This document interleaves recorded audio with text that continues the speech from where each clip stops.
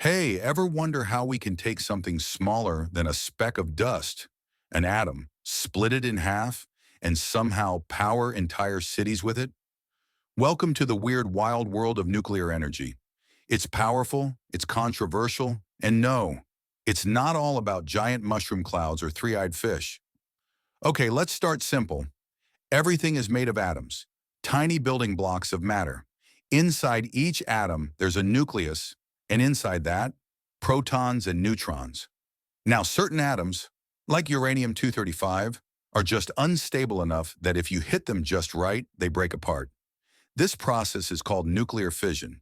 And when an atom splits, boom.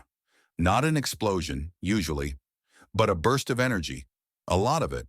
In fact, just 1 kilogram of uranium can produce about as much energy as burning 3 million kilograms of coal. Yeah, nuclear is a beast. Now let's take that energy and do something useful with it. Enter the nuclear reactor. Think of it like a really fancy, high-stakes kettle. Here's how it works. Fuel rods full of uranium are placed in the reactor core.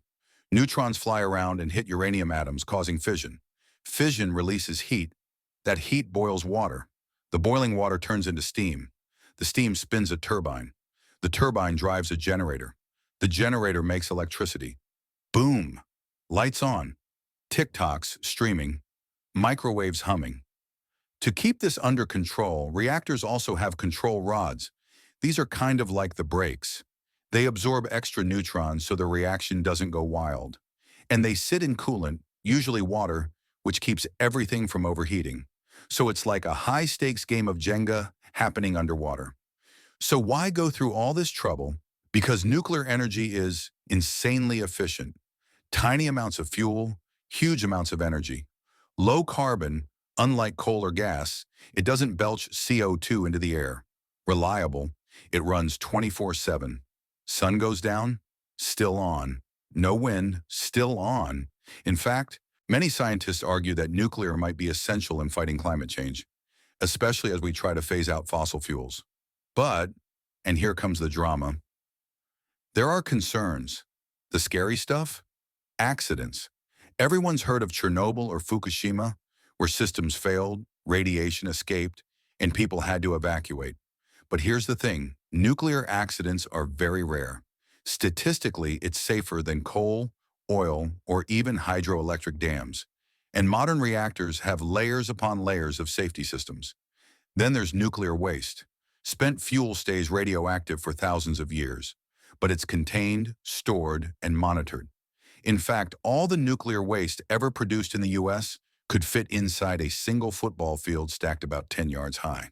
Compare that to the billions of tons of CO2 we pump into the air every year from burning fossil fuels.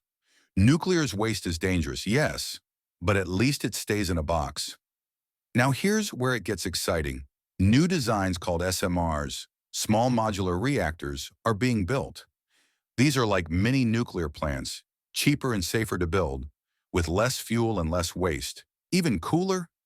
Scientists are working on nuclear fusion, where atoms fuse together instead of splitting apart. That's the same process that powers the sun.